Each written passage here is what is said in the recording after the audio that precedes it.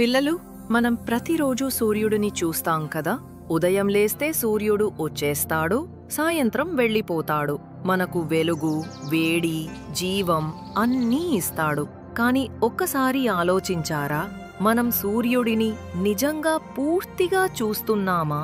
అసలు విషయం ఏంటంటే, మనం సూర్యుడి ముందు భాగం మాత్రమే చూస్తున్నాము. మరి వెనక భాగం ఎక్కడుంది? సూర్యుడి వెనక ఏముంది? ఎందుకు మనం అక్కడ చూడలేం? ఊహించండి, మీరు ఒక పెద్ద బంతి చూస్తున్నారు. అది ఒకవైపు మాత్రమే కనిపిస్తుంది కదా. బంతిని తిరగేసి చూస్తేనే మిగతా వైపు కనిపిస్తుంది. అలాగే మన భూమి కూడా ఒకే వైపు నుంచి సూర్యుణ్ణి చూస్తోంది. అందుకే మనం సూర్యుడి వెనక చూడలేకపోతున్నాం. మరి ఆ వెనక ఏముంటుంది? అక్కడ ఏలియన్స్ ఉంటారా? లేక ఒక సీక్రెట్ దాగి ఉందా?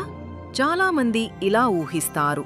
కాని నిజమేమిటంటే, అక్కడ రహస్యమైన విషయాలు ఉన్నా మనం ఒకరోజు అవన్నీ తెలుసుకుంటాం. ఇప్పుడు పెద్ద పెద్ద శాటిలైట్స్, స్పేస్ మెషీన్స్ సూర్యుడి వెనక చూసే ప్రయత్నం చేస్తున్నాయి. సోలార్ ఆర్బిటర్, పాకర్ సోలార్ ప్రోబ్ లాంటి స్పేస్ క్రాఫ్ట్స్ స్లోలీ సూర్యుడి వెనక భాగాన్ని కూడా చూడబోతున్నాయి. అంటే పిల్లలు, ఈ కాలంలో మనమంతా సూర్యుడిని పూర్తిగా చూసే మొదటి తరం. మరి నిజంగా సూర్యుడి వెనక ఏముంది? ఖాళీ స్పేస్ ఉందా? ఫైర్ ఉందా? లేక రహస్యమేమైనా ఉందా? రండి, ఈ అద్భుతమైన స్పేస్ ప్రయాణం మొదలు పెడదాం. పిల్లలు, మనం నేలపై నిలబడి పైకి చూస్తాం కదా, కానీ స్పేస్లో అక్కడ ఎవరు చూస్తారు?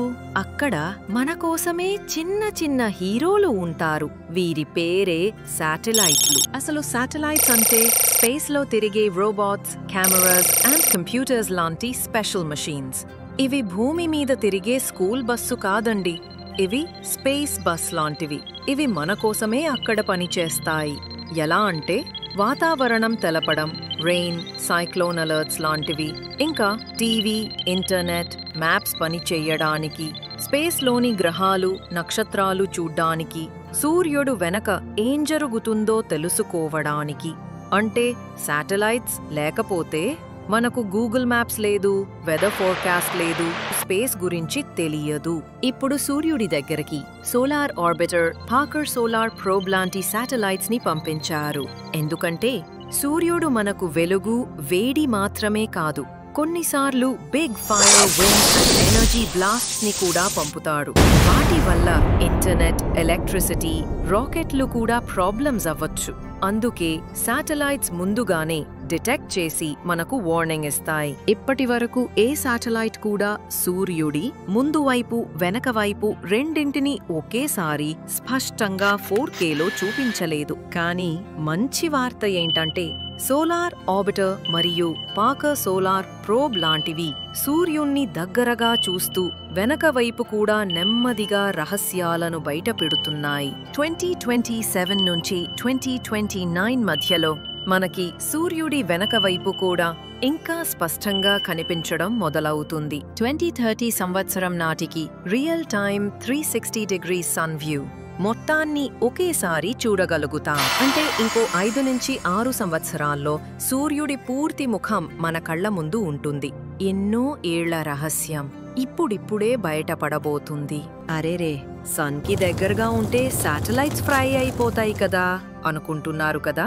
కానీ శాటిలైట్స్ కి స్పెషల్ ఆర్మర్ ఉంటుంది. సూపర్ హీరో సూట్ లాగా వీటి మీద ఎంతో స్ట్రాంగ్ హీట్ షీల్డ్స్ ఉంటాయి. ఎయిర్ కండిషన్ లాంటివి కూడా ఉంటాయి. ఉదాహరణకి పాకర్ సోలార్ ప్రోబ్ సన్కి దగ్గరగా ఉన్న శాటిలైట్. దాని దగ్గర టెంపరేచర్ 1300 డిగ్రీ సెల్సియస్ ఉంటుంది. కానీ అది సేఫ్గా వర్క్ చేస్తుంది. ఎందుకంటే దాని దగ్గర స్పెషల్ కార్బన్ ఫామ్ షీల్డ్ ఉంటుంది. అది కూల్గా ఉంచుతుంది. చూసారా పిల్లలు, శాటిలైట్స్ అంటే స్పేస్లో తిరిగే రోబోట్స్, మన కోసం ఇన్ఫర్మేషన్ తెచ్చుకునే స్పేస్ మెసెంజర్స్. మరియు సన్ దగ్గర వీళ్ళు హీట్తో బాక్సింగ్ చేస్తున్న Brave soldiers. Next time TV work అయితే, ఫోన్లో గూగుల్ మ్యాప్ ఓపెన్ అయితే, వెదర్ న్యూస్ కరెక్ట్ అయితే, రిమెంబర్, మనకి హెల్ప్ చేస్తున్నారు మన స్పేస్ ఫ్రెండ్స్ శాటిలైట్స్. ఈ మధ్య మన ఆకాశానికి చాలా దూరం నుంచి ఒక ప్రత్యేక అతిథి వచ్చాడంట. అదే 3I అట్లాస్ కామెట్. అసలు కామెట్ అంటే స్పేస్లో తిరిగే మంచు బంతి. అందులో మంచు, రాళ్ళు, ధూళి, గ్యాస్ ఆల్ మిక్స్ అయి ఉంటాయి. సూర్యుడికి దగ్గరగా రాగానే అది కరిగి మెరుస్తూ పొడవాటి తోకతో కనిపిస్తుంది. అంటే ఇది స్పేస్లో ఊగే మంచు తోక చుక్క లాంటిది. ఈ కామెట్ మన దగ్గరకు బస్సులో, కారులో లేక రాకెట్లో రాలేదు. స్పేస్లో లక్షల సంవత్సరాలు ప్రయాణం చేసి వచ్చింది. ఇది మన సూర్యుడి కుటుంబానికి చెందింది కాదు. ఇంకో నక్షత్ర ప్రపంచం నుంచి వచ్చిన అసలైన స్పేస్ గెస్ట్. ఇంకా సింపుల్గా చెప్పాలంటే మన సోలార్ సిస్టంలోకి చిన్న టూర్కి వచ్చింది. ఇది మన సోలార్ సిస్టంకి వచ్చిన 3వ ఇంటర్స్టెల్లార్ విజిటర్. అంటే బయటి నక్షత్ర ప్రపంచం నుంచి వచ్చిన స్పేస్ అతిథి అని అర్థం. ఇప్పటి వరకు మనం 3 స్పేస్ అతిథులను మాత్రమే గుర్తించాం. అందులో మొదటిది 2017లో కనిపించింది. హవాయిలో ఉన్న ఒక పెద్ద టెలిస్కోప్ దూరం నుంచి వస్తున్న ఒక రహస్య స్పేస్ ప్రయాణికుడిని చూసింది. దాని పేరు ఓముఅముయా. ఇది చాలా పొడవుగా సన్నగా ఉండేది. దాదాపు 400 మీటర్లు పొడవు. అంటే 3 నుండి 4 ఫుట్బాల్ గ్రౌండ్స్ అంతా. చూసినప్పుడు ఎర్రగా మెరిసింది. కొంతమంది శాస్త్రవేత్తలు అంటున్నారు ఇది వింతరకం మంచుతో ఉండి ఉండొచ్చని. ఇది సూర్యుడి దగ్గరికి వచ్చి కొద్దిసేపే కనిపించి జూమ్ అన్నట్టు తిరిగి స్పేస్లోకి అదృశ్యమైంది. ఓముఅముయా తరువాత మరో స్పేస్ అతిథి మన సోలార్ సిస్టంలోకి వచ్చాడు. దాని పేరు 2I బోరిజోవ్. ఇది 2019లో కనిపించింది. ఇది మొదటి అతిథిలా స్ట్రేంజ్ షేప్ లేదు. ఇది నిజంగా కామెట్లా కనిపించింది. దీని పొడవు సుమారు 1 కిలోమీటర్ వరకు ఉండొచ్చని అంచనా. అంటే ఓముఅముయా కంటే పెద్దది. దీని రంగు సూర్యకాంతి పడినప్పుడు కొంచెం బ్లూయిష్ వైట్ గా కనిపించింది. ఇందులో కామెట్లలో లాగా మంచు, ధూళి, రాళ్ళు లాంటి పదార్థాలే ఉన్నాయి. అంటే ఇది ఒక real space ice ball traveller. ఇది కూడా ఒక దూర ప్రయాణ స్పేస్ గెస్ట్. ఇది క్రమంగా సూర్యుడి దగ్గరికి వచ్చి తర్వాత మళ్లీ డీప్ స్పేస్ కి తిరిగి వెళ్లిపోయింది. ఇక 3వ అతిథి పేరు 3I అట్లాస్. ఇది 2025 జూలై 1న మొదటిసారి కనిపించింది. దీనిని అట్లాస్ అనే స్పేస్ స్కానింగ్ సిస్టమ్ గుర్తించింది. దీని పరిమాణం ఎంత పెద్దదో శాస్త్రవేత్తలకు ఖచ్చితంగా ఇప్పటికీ తెలియడం లేదు. ఎందుకంటే దీని చుట్టూ దుమ్ము మరియు గ్యాస్ మేఘం ఉంది. అయితే అంచనా ప్రకారం ఇది చిన్నదైతే 320 మీటర్లు ఉండొచ్చు. ఒకవేళ పెద్దదైతే 5.6 కిలోమీటర్లు వరకు ఉండొచ్చు. అంటే ఇది ఒక చిన్న పట్టణం లేదా ఒక కొండంత పెద్దది. దీని స్పీడ్ దాదాపు గంటకు 2,10,000 కిలోమీటర్లు వేగంతో ప్రయాణిస్తుంది. అంటే గేమ్లో టర్బో బటన్ నొక్కినట్టే. దాని చుట్టూ ఉన్న దుమ్ము, మేఘం కొంచెం ఎర్రటి రంగులో కనిపించింది. ఇది ఒక స్పేస్ పువ్వులా మెరుస్తోంది. దీనివల్ల భూమికి ఏమైనా ప్రమాదం ఉందా అంటే అసలు లేదు. ఇది మన భూమికి చాలా దూరంగానే ఉంది. అంటే భూమి నుండి సూర్యుడి మధ్య దూరం కన్నా చాలా రెట్టింపు దూరంలో ఉంది. భూమి నుంచి సూర్యుడి దూరం దాదాపు 150 మిలియన్ కిలోమీటర్లు. అంటే సుమారు 270 మిలియన్ కిలోమీటర్లు దూరంలో ఉంది. కాబట్టి మనం సేఫ్. చాలా మంది 3I అట్లాస్ ని ఏలియన్ స్పేస్ షిప్ అంటున్నారు. కానీ పిల్లలు, నిజమేమిటంటే ఇది ఏలియన్ షిప్ కాదు. ఇది బయటి నక్షత్రం నుంచి వచ్చిన సహజ కామెట్ మాత్రమే. అంటే ఒక స్పేస్ అతిథి. అందుకే ఇది స్పెషల్. శాస్త్రవేత్తలు టెలిస్కోప్లతో చూసి కన్ఫర్మ్ చేశారు. ఇందులో మంచు, ధూళి, గ్యాస్ ఉన్నాయని. అంటే ఇది నిజంగా మంచు రాయితో ఉన్న స్పేస్ అతిథి. కాబట్టి ఏలియన్స్ వస్తున్నారు అనేది నిజం కాదు. ఇది కేవలం మన సోలార్ సిస్టంకి వచ్చిన దూర ప్రయాణ కామెట్ మాత్రమే. స్పేస్లో ఇలాంటివి వస్తే మనము భయపడాల్సిన పని లేదు. 3I అట్లాస్ అక్టోబర్లో సూర్యుడి వెనక దాక్కున్నాడు. ఇప్పుడు మళ్ళీ నవంబర్ నుండి డిసెంబర్ వరకు ఆకాశం అంచుల్లో కనిపించబోతున్నాడు. సూర్యుడి వేడిని దాటుకుని కాంతిగోడల్ని జయించి మళ్లీ మన వైపు వస్తున్నాడు. పిల్లలు, ఆకాశం చిన్నది కాదు, మీరు ఊహించిన దానికన్నా పెద్దది. కాబట్టి నవంబర్, డిసెంబర్లో మీ టెలిస్కోప్స్ రెడీగా పెట్టుకోండి. ఈ స్పేస్ గెస్ట్ ని స్వాగతిద్దాం.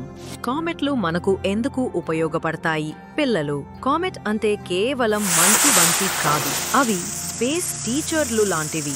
ఇవి మనకి ఏమి నేర్పిస్తాయి అంటే, కామెట్లు చాలా పాతవి. స్పేస్ ఎలా ఏర్పడిందో చెబుతాయి. ఇవి మన సౌర కుటుంబం మొదట తయారైనప్పుడు నుంచే ఉన్నాయి. అవి మనకు సూర్యుడు ఎలా పుట్టాడు, గ్రహాలు ఎలా వచ్చాయి అని చెప్పడంలో సహాయం చేస్తాయి. ఇవి ఇతర నక్షత్రాల గురించి క్లూ ఇస్తాయి. కొన్ని కామెట్లు ఇంకో నక్షత్రం నుంచి వస్తాయి. వాటి ద్వారా బయటి ప్రపంచం ఎలా ఉందో మనం తెలుసుకోవచ్చు.